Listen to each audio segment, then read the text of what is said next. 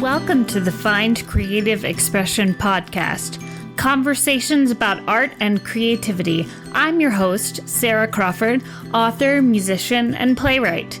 You can find the show notes and other information at findcreativeexpression.com. And let's get going. Hey everyone, and welcome to episode 11 of the Find Creative Expression podcast. This is a bonus episode, and coming up later, I am going to be talking to author and astrologer Laurie Randall Stradman. We had a really great conversation, so you're definitely going to want to stick around for that. As far as my own creative life goes, I haven't entirely been doing as much as I should. I knew I was going to talk about this today, so I literally sat down at my keyboard and played a song just so I could say I did something creative. No, but I think it's probably really important for everybody right now to cut themselves some slack. It's the end of 2020 almost. Everybody's looking back over to see, what did I accomplish over this year? And I just want to remind you that if you made it to this point in the year, that was an accomplishment. Just surviving and existing is an achievement, and you should celebrate that. So I'm trying to kind of, tell myself that as well. Just because you're not doing as much writing as you should or playing music doesn't mean that it's always going to be this way. And I mean, it's not like I'm just being lazy and sitting around and not doing anything. It requires a lot of mental energy to even just get through the times that we're living in right now. So it's if you don't have a lot of mental energy left over to create, that's okay. And, maybe you just need to listen to a podcast where we talk about creation and art instead of writing. Or I'm kind of joking, but also kind of not. Anyway, let's go ahead and get into the interview. Hey everyone, I am here with Laurie Randall Stradman. Laurie Randall Stradman is a best-selling author and astrologer, bringing both intuitive wisdom and the precision of analysis that comes with romancing the sacred as well as the algorithm. She relishes teaching people how to deeply connect with their own bliss blueprint via astrology and the emerging science of happiness. Welcome, Laurie. Thank you. What a treat to be on your podcast. Thanks. Yeah. Thanks for joining us for episode 11 of Find Creative Expression podcast. So how did you get into writing? Oh my God, I've always written. Ever since I was a small child, I used to read to my class in kindergarten. I would be the one in front reading the stories and out loud. And I've just always been about the spoken word, the written word. Right. That's cool. A lot of people, get into writing from just a love of storytelling, I think, from childhood and everything. Oh yeah. Yeah. So Oh yeah. Mm. Yeah. So how did you get into astrology? Oh my gosh. So ever since from a very young age, I've read through the entire little Catholic school library on the topic of Greek mythology. Everything I could get my hands on that had to do with myth and magic and psychology, which Jung got his ideas about the archetypes from astrology. So it's all extremely interwoven. But yeah, it was from then I started doing charts for people in high school, and I would dig out the books from the big public library and bring them home and like do charts for people. And it was absolutely phenomenal. The things that you can learn about people, ideally with their permission. Right. Through astrology. Yeah. Yeah, no, I think that's interesting that you talk about myth. That makes me think of Joseph Campbell, and the hero's journey, and he talks a lot about like archetypes and everything too. I feel like it's all very connected, astrology and yes. Even storytelling, and if you look at archetypes as kind of character study, and I feel like it's all very connected. Very much so. In fact, a lot of people believe that these archetypes, there's some stories that are just deeply embedded into the collective human psyche. And like the Madonna horror thing. Right. And it's so baked in to so many cultures in different time frames. They're things that emerge that we all kind of instinctively can resonate with. Right. Yeah, and there are patterns that play out typically. Right. Yeah. I mean, I've always kind of seen astrology. I mean, I don't know that much about it, but I've always kind of seen it as like just looking at sort of the patterns, in life and with people and everything. Absolutely. And then you can also predict patterns. And like, for example, as we're recording this on December 16th in the evening, the planet Saturn is at the very, very, very, very, very, very, very tiny little sniff last bit of Capricorn, which has been in for a while now, a couple of years. And all that, a lot of that heaviness that we've been feeling collectively is just, you don't have to be an astrologer to kind of know, oh my God, the heaviness. It actually is starting on the 21st. Both Saturn and Jupiter will have crossed from Capricorn into the sign of Aquarius. And all of us, there'll be a lightening of that heavy, almost oppressive kind of energy. And you'll be able to feel it. And so that because of the patterns, I can confidently predict that. Yeah. It doesn't mean all the news is going to change overnight and suddenly everything we ever wanted will be frolicking in. Right. But I mean, I think we could all use some lightening of, just everything. Oh my God, especially at this moment, because at this very moment, we've got Pluto, Jupiter, Saturn, and the moon all in Capricorn, which is kind of some heavy, heavy, heavy stuff. Right. So in 2020, it's been a profile in heavy stuff. So yeah, things are gonna, mark my words, things are gonna lighten up a little bit. Awesome. I'm excited about that. So I imagine, astrologers or psychics have to kind of form the visions or messages that they intuit into stories that will make sense to the person they're doing a reading for. So when you're, giving someone a reading, do you draw on skills that you've used as a writer to kind of voice the things that you're sensing? Great question. Sometimes, although for me, this is just the way I'm wired up, the way I work.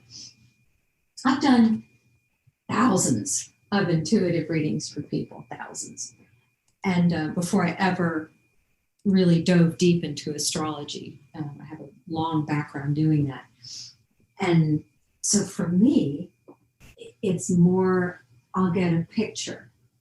And as I describe the picture, then like this afternoon, I did a astro marketing session with somebody. It's like you look at their chart. We just talked about her personal branding today. And it's really cool to look at the sun and the aspects of the sun. But anyway, Right. And I got this vision of her, and it's like, okay, so here it is. There's this lake, and it's frozen, and you're hacking a hole in the ice so that people can go ice fishing. And so as I'm telling her this, it's hooking into these other themes that we've discussed. And I asked her if that brought anything up for her. And it just hooked into all these different things symbolically. Mm-hmm. And it just, I mean, at the very surface, it's you can give someone a fish or teach them how to fish, that kind of thing. Right. Which is very much aligned with what she does. Yeah. So I'll just get a picture and, or I'll get like one time I was reading for somebody, it's like last year, and I'm like, so what does the number blah, blah, blah, blah, blah mean to you? Because it's just, this number just flashed up. He goes, well, that's my checking account balance this morning. Oh, like, wow. Oh, okay.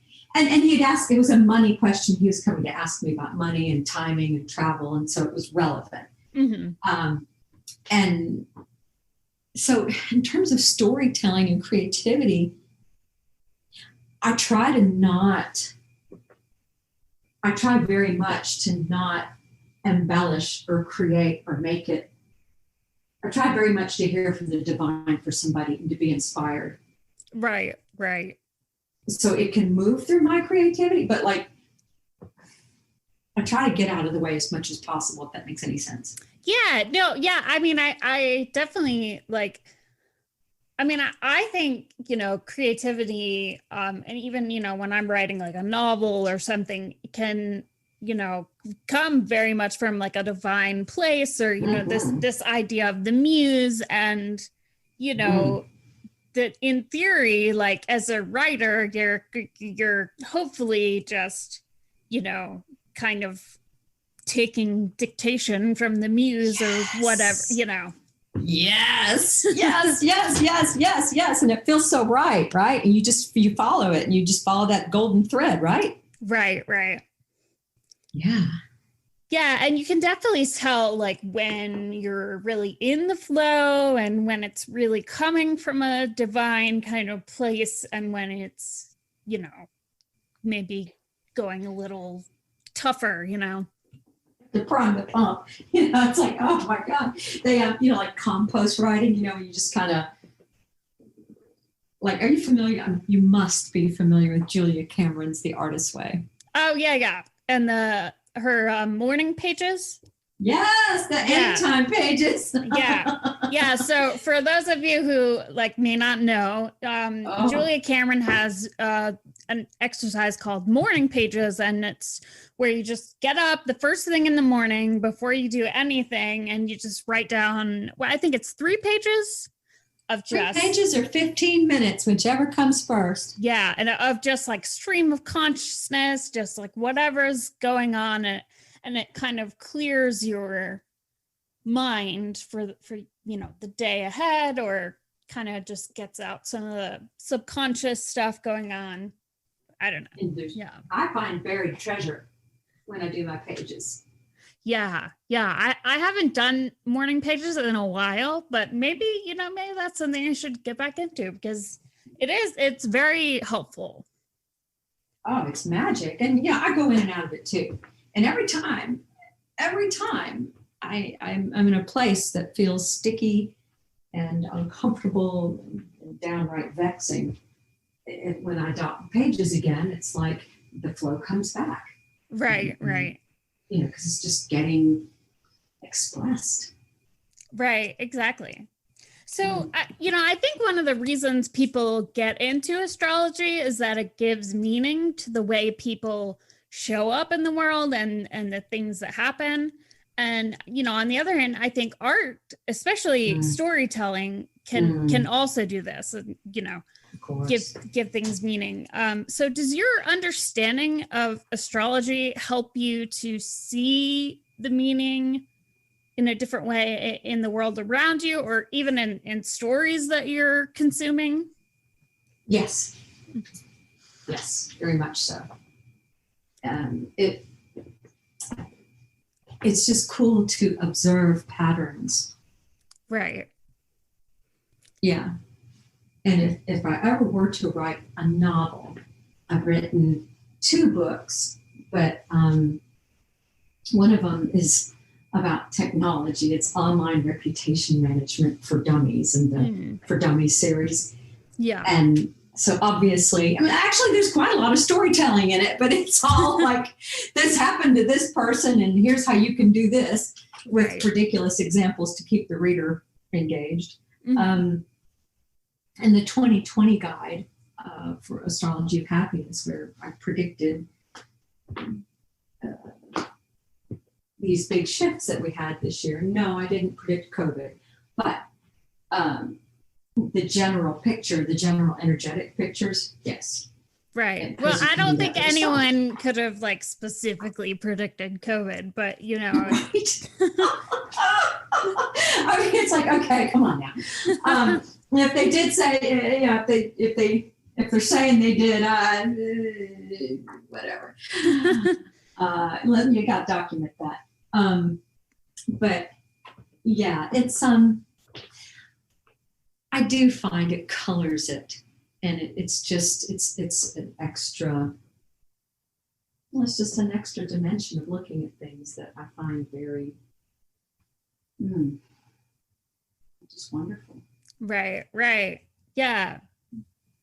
Yeah, I definitely agree with that. I mean, I just think, you know, it reminds me of, you know, when I was in college and I was studying like poetry, I was studying like T.S. Eliot, and I like The Wasteland, I remember specifically. Oh, really? Wow, I love The Wasteland. Was it in the halls, some to and fro, talking of Michelangelo? Yeah. Oh, that's the other one. The love song of J. Alfred Prufrock. Yes, that's the love song of J. Alfred Prufrock. Oh my God, I love that you love T.S. Eliot. That's awesome.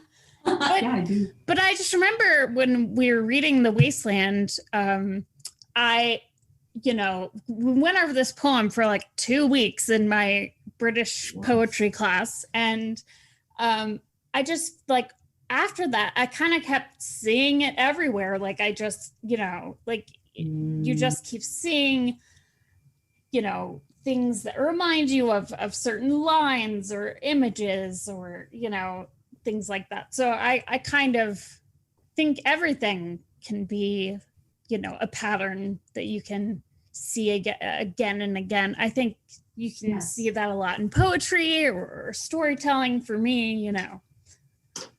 Yes. Mm-hmm. Yeah, I totally get that. Yeah. Okay, so in August of 2019, you did publish the 2020 guide, Astrology of Happiness, embodying radical radiance during trying times. So that's, you know, it was described as a practical, lighthearted guide for transforming the dynamic shifts of 2020 into positive personal and cultural evolution. So now that we're almost at the end of 2020, have you had any insights looking back at the book? I wish I'd talked more about Mars in retrograde, and how deliciously, delightfully, oh, thank God it's over, that was. Well, it was so inflammatory. Right. I don't have to tell you how inflammatory times have been. And it's like, it was a tough thing to write, because I knew that the energetic signatures were there for civil war, even possibly.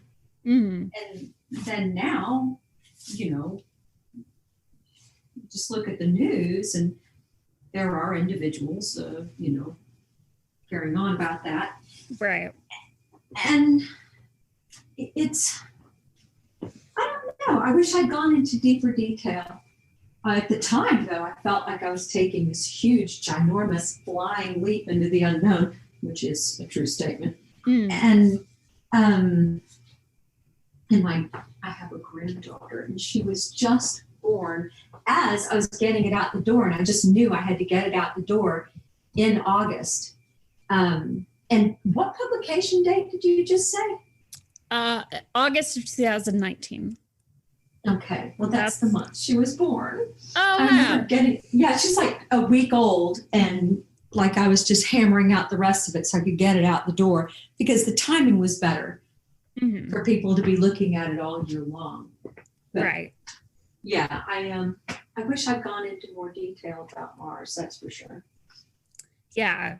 Well, I mean, I think, I haven't read it, but just, from the title of, Radiance During Trying Times, I mean, when I saw that, I was like, oh, she must have written this like yesterday,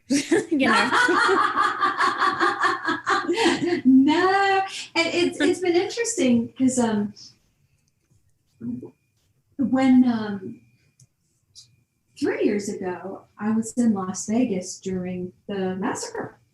I was staying at the Luxor, so I was right there.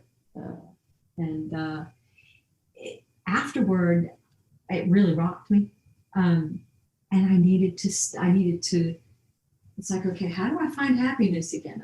I mean it. Right. How do I laugh or smile again? How is this accomplished? And I did a real deep dive into Berkeley's Science of Happiness course that is available for free online. It's outstanding. So I recommend anybody listening to you that has the slightest itch or inclination. It's free. It's fabulous. It's from Berkeley, for crying out loud. It's not, right. A crochet circle. I mean, not disrespecting. I'm a knitter. I'm not disrespecting needlecraft, but this is top quality stuff, and the resources are quality, and it's really good, concise. How do I move forward in a positive manner? Right. And, so, yeah, and then when I learned about the 2020 transits and what was coming, it was like, I need to write a guide to not look at the transits and bite our nails down to the quick and say, and get paralyzed, or, try to go buy an island somewhere, which most of us can't afford anyway. Yeah. And, I wanted to help people to see what's coming and to flow with it as much as possible. Like if there's a big wave coming, you'd rather surf it, right? Right. How to surf that wave instead of, and it really does help to know that there are, and it's a pattern, it's a cycle, and that it will leave. Right. That's funny that you were talking about the your experience in the Vegas massacre and the Science of Happiness, because that my next question was literally going to be about that. No way. Okay. Yeah. All right. So there you go. No, but I was just going to ask, after that experience in Vegas and diving into that Science of Happiness research, I mean, how has that really affected the way that you see the world? Oh my. We have so much of a choice in the way we do life. And even though I'm a passionate astrologer, I tend to embrace evolutionary astrology more. And that is kind of, if we have a deck of cards, this is the hand you've been dealt. Right. This is kind of the promise of the chart. These are things that are going to come easily to you. And, compared to most folks, these are the things that are going to, maybe be twitchy or downright problematic. Mm-hmm. And then it runs right with the Science of Happiness. It's like, okay, this is what's happening right now. Right. So do we panic and hide under the bed and bite our nails? It might feel like that sometimes. And, I mean, there's no wrong emotion, but they all need to be felt and expressed to get out of our bodies. Right. But it's like we have so much agency. And that's the big message for me, for all of it, for astrology, for the happiness science, and what I've learned through the Vegas experience and recovering from that in a meaningful, productive way. Is we have so much agency that it so often gets outsourced to organizations or recognized authorities or how we were brought up. And with all respect to our parents and families, maybe they didn't have all the answers for right now. Right. Or could they? Right. Yeah. I mean, I really like that idea of, you being kind of responsible for your own life, and not your life, like not everything that happens, obviously. Like you obviously can't control, everything that happens, but you're responsible for the way that you react to it and the way that you, express your emotions and all of that. So it's, with that comes, claiming that responsibility can sometimes be difficult, Well, yeah, it's so easy. Like right now, a huge emphasis has been on this whole victim bully dynamic. Right. And it's interesting because my feeling on it is when one gets too deeply into a victim mentality, even if it's the earthworms have been victimized and we're all horrible and need to be put to death. And I hope no one's actually saying that. But it's PG, you never know. And I love earthworms, but it's like that, getting hung up on that. It's like all manner of really horrible things can be done in the name of defending victims, especially those who can't speak for themselves. Right. And I think it's an area to be navigated consciously. Yeah. I definitely would agree with that. And it's, I mean, even just, everybody knows those people who are always like a victim of everything that happens to them, It's like, oh, come on. It's like, oh, please. Or, And it's so, I love the agency. I love okay, this happened and it sucks and it's horrible and maybe it's nobody's fault, but this is the state of affairs. Okay. Now, what can we do about it? Right. Even if it's a teeny little limp, what's a positive move action that can be taken now? Or what's a new way to look at it that takes us out of that, kind of framework? Right. And then suffering is decreased. Yeah. Yeah, totally. So shifting gears a little bit, in 2012, you published the Online Reputation Management for Dummies. The world's longest book title. Right. And it's good. I love the For Dummies books. I think they're, really helpful. I loved it. Yes. So, what was the experience of writing that book like? Oh my gosh. I was just driving myself berserk. I was driving myself bananas because I was I so wanted to get it right. Mm-hmm. Because there are a lot of, more than there were in 2012, people who are looking for a different way of supporting themselves, right, who have skills that they can apply virtually. And I can talk to anybody in the world from anywhere. And it's wonderful. It's wonderful. I have clients everywhere, just about. And it's wonderful.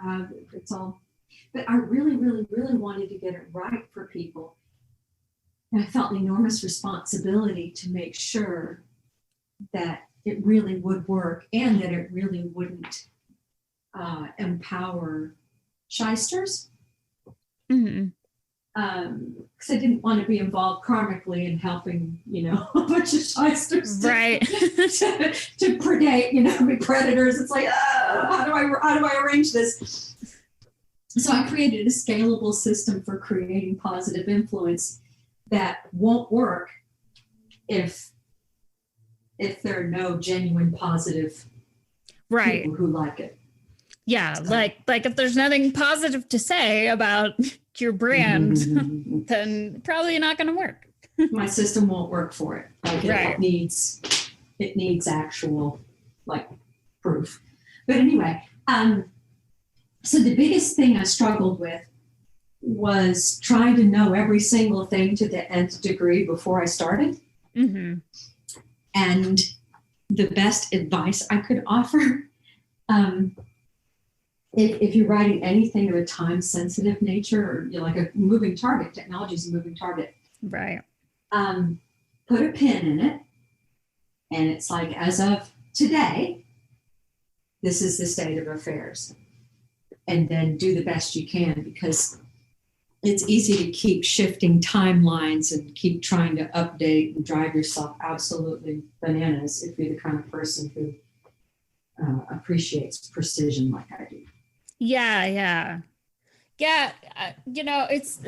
I write a lot of fiction, and people have always said, you don't want to put things in your book that are going to date it. Like, if you don't want to talk about, technology that people are using right now, because that'll date it. And, just assuming that every book is just in the present tense forever. And I always thought that was kind of dumb, because I was like, well, why can't I date my books?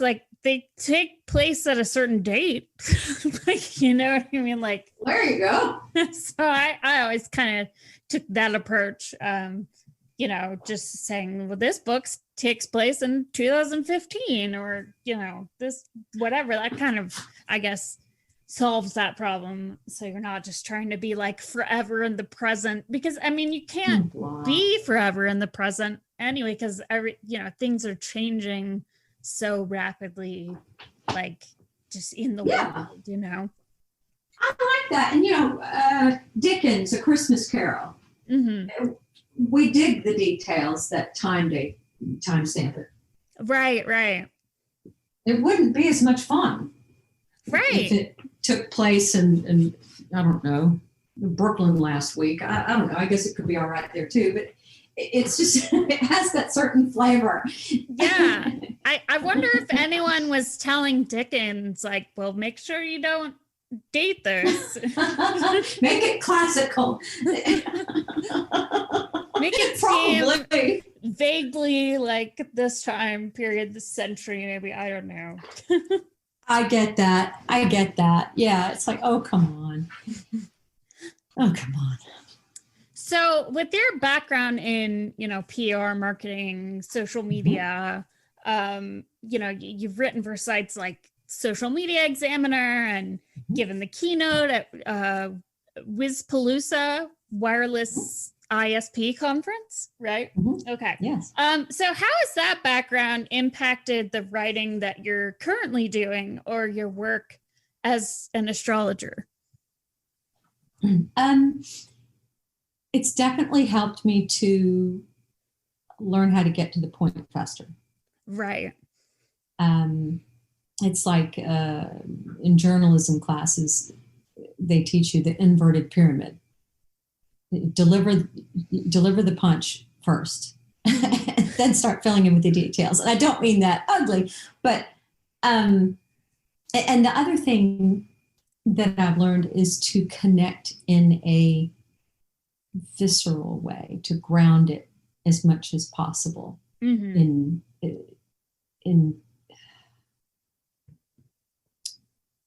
the felt outcomes. Right. Yeah. Rather than quite so dreamy and nebulous. Because dreamy and nebulous is great in the midst of a movie, fantasy movie or something like that. I mean, I love dreamy and nebulous. And I do. But especially modern communication, I think there's tremendous room for great creativity and, oh my gosh, just so much color and flavor, and it can be hilarious, but it needs to get to the point very quickly. Right. Yeah, and to keep the ball rolling. Yeah. So I work kind of, well, I'm a freelancer right now, but when I had a day job, it's always been in marketing, so I very much come from that world too. So yeah, it is. Someone asked me the other day if I ever use, my writing skills for when I'm writing web content or blog posts or whatever, when I'm writing fiction. And I thought about it and I was like, I kind of do use the same sort of process sometimes. It's just, it's very different content depending on, because I read a lot of, blog posts for different companies that are, selling different products. I've written about metal roofing and just all of these subjects that I would never be writing about, if I weren't getting, paid. So yeah, it's definitely, and they need you. Yeah. I think it's interesting that you talk about, the journalism approach of, hit them with the hard hitting or punch them. How did you phrase it? The bottom line. Yeah. Just give the bottom line. Yeah. Yeah. Like I'm not doing right now, but, yeah, no, I thought it was interesting in terms of, giving a reading to somebody, because I've definitely gotten a reading from somebody before, and she just kind of, went on and about just everything, it was very dreamy and very surreal. And she but I feel like she didn't really get to the point until way later. And then I was like, oh, okay, that makes sense. Well, I get that. In fairness, there's over 1,000 things you could look at for a natal reading. Right. It can be, and the thing that I do, and I'm lucky because I use intuition and I'm very open about it. But I'll look at the chart, and then I always set the intention, what is in this person's highest good to know right now. Mm-hmm. And then things just, then I kind of go in that order of operations, and I'll ask questions. It's okay, so what is going on with your job right now? Because I see this and that. Oh my gosh, this is going on. My boss is going crazy and I'm thinking about retiring. Do I need to retire? And then I can kind of follow that bunny trail, and it's okay, so in January, this is going to open up. It'd be a good time, and go from there. Right. Because there's so many things you could say that are all accurate and useful. But my whole thing is, what does this person need right now? Right. That's going to help them. And what are some other perspectives, some other helpful things that are going on that could be brought to bear that would give them a whole new perspective? It's kind of like, you remember when we used to go blue jean shopping before COVID? Yes. Okay. So you go back in the dressing room, you try them on. You'd step over to that three-way mirror, wouldn't you? Mm-hmm. To see how your butt looks in the back, right? Right. Right. So that's kind of what I like to do is to be the mirror to show you things you could not know for yourself from your own subjective point of view, because we're only human here. Right. We're all doing our best, but it's really helpful to see things from another perspective. And I get other astrologers to read for me because, again, it's the subjective thing. And it's like, oh, I should have had a V8. It's like, oh. Right. It's almost like, you always need, like as a writer, you always need someone else to edit your work because they're going to see things that you don't see, like when you're just looking at it yourself, Yes. When with the For Dummies book, Wiley provided 5 editors for the final editing process. Yay! And they all came from a different point of view, and they oftentimes contradicted one another. Right. But it helped me to feel secure after the madness was over, because it's like, wow, this has been vetted up one side and down the other, and that makes me feel good. Right. Were they all like giving you kind of developmental edits where they were talking about like the content as a whole, or were like some of them more like proofreading type people? Yes. Yes to all that. Yeah. Mostly it was, well, you're saying this here. Can you develop that out more? Right. Yeah. And yeah, because the in the For Dummies series, they're designed for anybody to be able to pick them up and just hop to any section. And it's kind of like Trinity in the Matrix. Remember when she has to get into that helicopter and pilot it, and she's like, and then she gets the download, and then suddenly she's driving it. Yeah, it's like that. That's ideally that's how it functions. So, yeah, but yeah, it was more. Some of it was just, I'm not sure we can say that. It's like, but. You know. I think we can. I think we should. Yeah. So, do you have any like kind of predictions or feelings about 2021? Just curious. Yeah, I do. In general, the mood will lighten.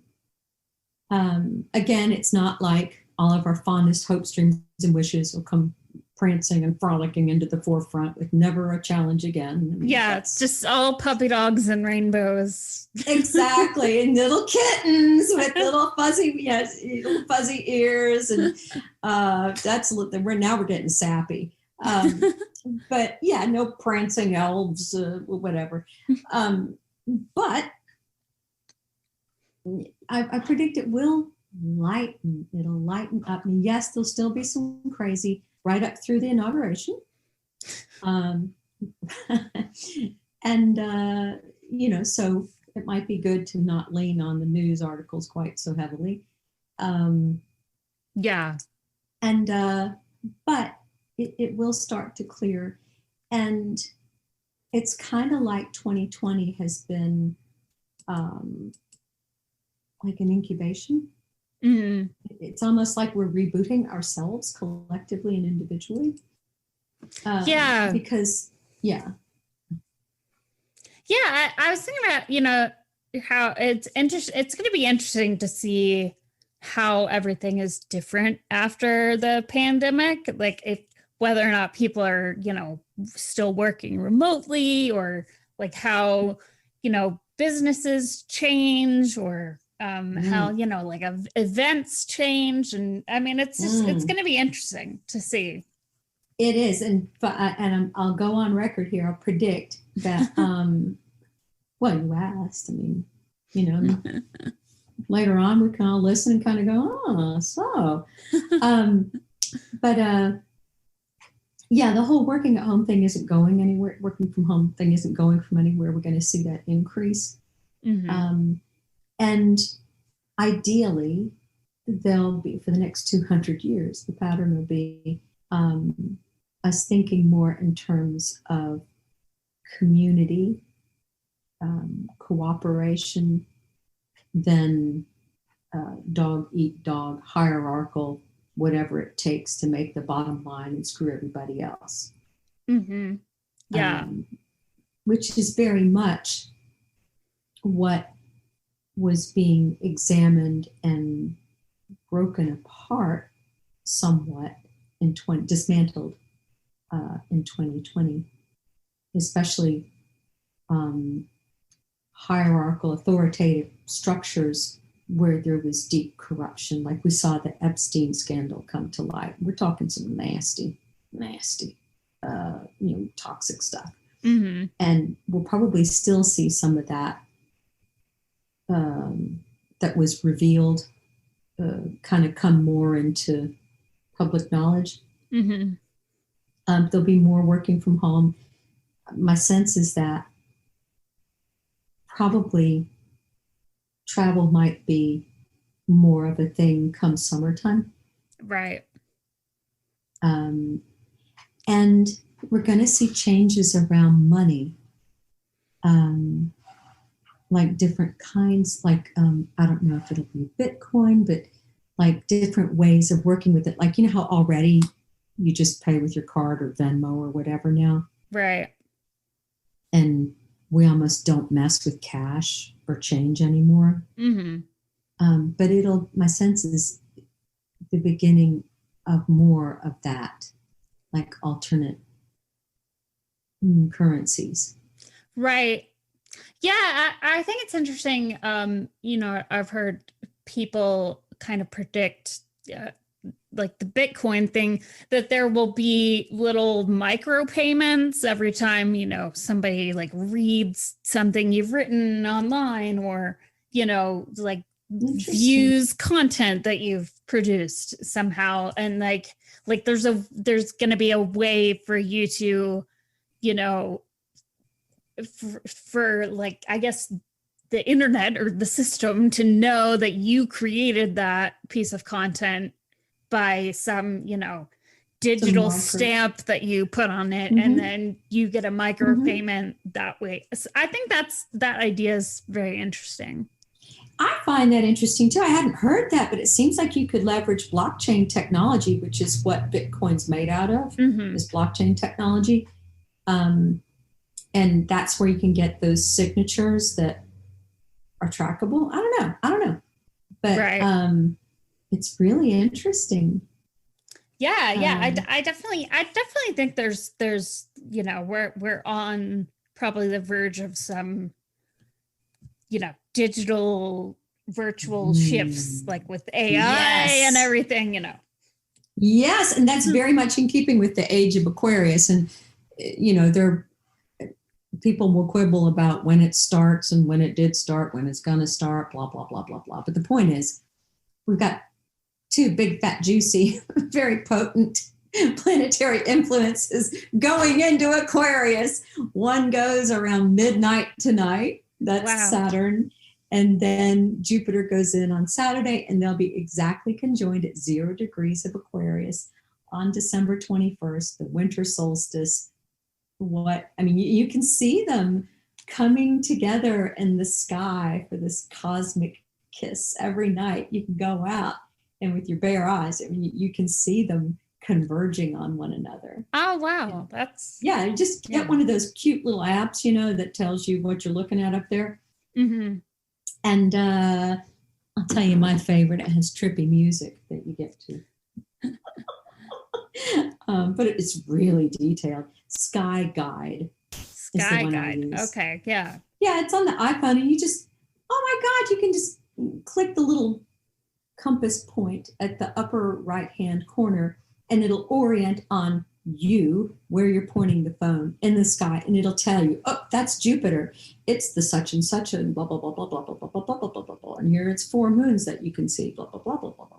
And it's so freaking cool. But every night you can go out and see them come closer and closer and closer for this cosmic kiss in the sky with their people call the star of, it'll appear like the Star of Bethlehem. Oh, cool. That's nice. That's interesting, because I go to a church called Unity North Atlanta Church. It's like a kind of like a hippie church is what I call church it. For people who don't like church. Exactly. And I used to sing there a lot. And so I've kind of volunteered to like participate in this like virtual Christmas thing they're doing, and I'm playing like the star. so that's really funny that you would bring that up. I love it. Wonderful. Yeah. Okay, so are you working on anything right now, like writing wise, or just, doing astrology readings? Like what are you working on right now? Right now, I am getting ready to release into the wild, in a larger way. It's a really unique offering that takes astrology and it takes marketing, which I know just a little bit about, and it merges them. And so it's a 4-part series that I personalize. And it is absolutely, today I did it with somebody and she's like, oh my God, she's had a lot of really wonderful astrologers read for her. I mean, like really, really, really good astrologers read for her, and has enjoyed the readings very much and benefited from them. And she said, it's just, she kept getting all year long. The only thing that she found interesting online at all was my stuff. And particularly, she'd kind of seen this one go by the radar, and I had just lightly floated it out like once, I think. And she's like, it just resonates. And I looked at, and I've done this for a few people now, and it's like, it's uncanny the way things open up when viewed through this type framework. Right. And it's like like with the sun relating to your personal branding, and what sign is it in? What house is it in? What's aspecting it? What's that sign's ruler? Where is it located? What's happening with that? And suddenly all these puzzle pieces come together, and it's like, how would you feel about doing, how does this resonate with you? Oh my God, I had a dream about that this morning. Okay, well then. And it's really exciting. And wow. Yeah, and it has to do with color schemes and everything else, like the whole enchilada, and it's so much fun. That does sound fun. Yeah, thank you. I'm maybe gonna need to like talk to you about setting something up after this. Well, it is screaming fun, and it's like I've been dumbfounded by, I'm no stranger to doing color schemes. I have the Pantone books and the moods and the wonderful things, and I know all the traditional ideas behind it. And yet you take a color scheme based on your sun sign, and it's like there's just something about the energy to it. People are like, oh, okay, I get you. Right. Because this isn't Coca-Cola. This is personal branding. Right. So there's somebody to resonate with. You know what I mean? That's the big difference. That's the whole big difference. It's like, this isn't Coca-Cola or IBM or whatever. It's like, this is this individual. Right. Offering that. Yeah. So it's a totally different animal. And it's been shocking the degree to which, just how easy it is for people to connect with those who are going to love them. Right. Just based on these things. And it's like, oh my God, even with my own sites, I found that. It's like, wait a minute. So I change it to an Aries color scheme and suddenly everybody gets me? What the hell? Like, what? You've got to be kidding me. And it's like, oh my gosh. There are other elements that come into play, but it's a 4-part series. So I'm going to be releasing that into the wild. on in a special way on January 14th, which, by the way, would be a very good day to initiate anything really important to you, especially business-wise. Oh, cool. Not playing games. Yeah, that would be a great day. I'll So have I'm to choosing put that on day. my calendar so I remember. You will thank me. You will thank me. That's awesome. So are there any like books or TV shows or music or movies or anything that you're really into right now? Right now, I'm catching up on The Mandalorian. So cute. That baby Yoda just drives me crazy. And I love how it ties back into more that feeling of mythos. Right. The original Star Wars, right? Yeah. The original Star Wars is like the perfect example of the hero's journey, you know? Yes. It just, oh my God, it killed it. Like just with the whole mythos and that set, just there was a transcendence about it. And I love the way it hooks in, but I love that mythos. There's a specialness there that I've been really enjoying. Right. Yeah. And then, gosh, book-wise, I hate to tell you, but I haven't read a fiction book in a long, long time. I tend to read a lot of astrology books. I devour them. I just do. I devour. It's like, and part of me wants to like take it very slowly and digest every last morsel and like marinate with it. And the other part just wants to devour it like a, I was going to make a fat camp reference, but yeah, just completely, just take it in. So yeah, I'd say The Mandalorian right now, and of course cooking stuff because I love to cook. Oh, cool. Yeah, I love to cook. Are you familiar with the Masterclass series? Yeah. I haven't done any, but yeah, I'm familiar with it. Yummy. They're yummy. I mean, they're these wonderful people, and it's like a 1-to-1 with these extraordinary. I took the Alice Waters cooking class last, and it was absolutely unbelievably delightful. Oh, that's cool. Yeah, they have some good writing ones that I've been toying with. Like there's a Margaret Atwood, I think she does. Yeah, I saw that. She's awesome. Yeah, I like her a lot. Well, who would have thought that her series based on her writings in Hulu would become so predictive? Yeah, I know, right? Oh man. Yeah. I'll get off that dark note, but yeah, she wrote about things that had actually happened in history in different places at different times. Right. Nothing she produced in The Handmaid's Tale is anything new. Yeah, I know. It's kind of depressing when you think about it that way. Well, for me, a bright spot is she bundled them all up to all happen in the same place at the same time. Right. Yeah.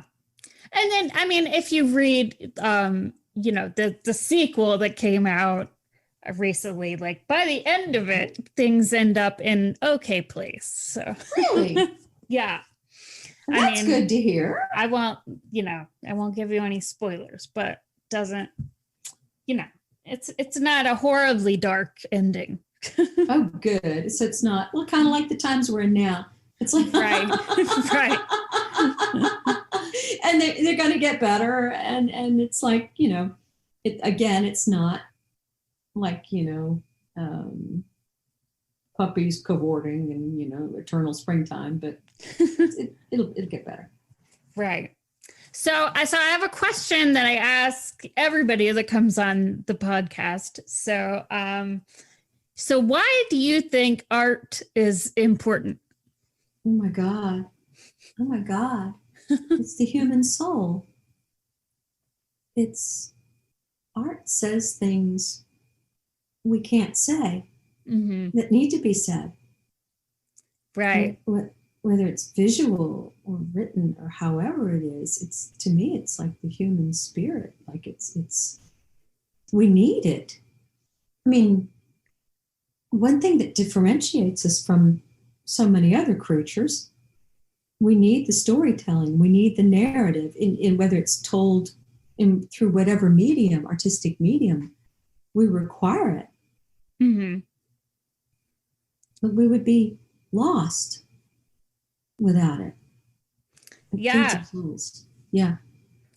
Yeah. I mean, obviously, I agree. I have an entire podcast where I talk about like creativity and art, and you know, I also have a like a trilogy of books about muses and artists like falling in love with their music, like, you know. So it's a lot of art, like pretty much a lot of my life revolves around art in some way or another. I love that. By the way, I'm looking on my bookshelf, and I'm always giving away books, and then I end up with that many more. James Hillman. Are you familiar with him? No, I'm not actually. Oh my God. Okay. There's I think it's called The Soul's Code. I think you would find that absolutely enormously fascinating. Okay, thanks. Yeah, I'll definitely check that out. The Soul's Code? Yes, by James Hillman. Cool. So where can people find you and your work? Well, you can find me these days. You can find me at Laurie, LORI.consulting.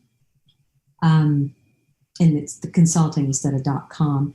And I'm in the midst of a refurb of my original website. It's like 12 years old now, of social-media-design.com. And whereupon I'll be doing a big launch for this astro marketing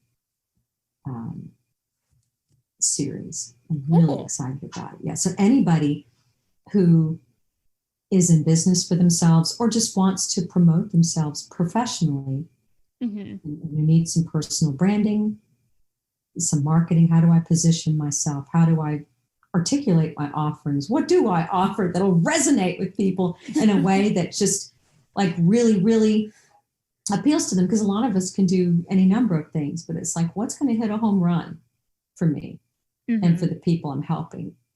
Then those people definitely need to just give me a holler. You can find me on social media, Laurie Randall or Laurie Randall Stradtman. Okay, cool. And then I can link to all your pages on findcreativeexpression.com. So Yay. You can go there as well. Yay. Thank you so much. Yeah, well, thanks so much for coming on the podcast. That was great. That was delightful. And I look forward to hearing more of your podcasts and exchanging book tips. I had so much fun talking to Laurie. I hope you guys found it interesting as well. I'm going to be back next week because this was a bonus episode. So in the next episode, I will be talking to author Amber Hansford. Amber's another, Renaissance woman like me. She's an author, but she's also a graphic designer, a singer, a coder. She has the thing that I have where we can't just pick one thing. So that's definitely going to be a good conversation. So tune in for that. Thank you so much for listening, and I will see you in the next episode. Thanks for listening to the Find Creative Expression podcast. Please take a moment to leave us a review on your favorite podcasting platform.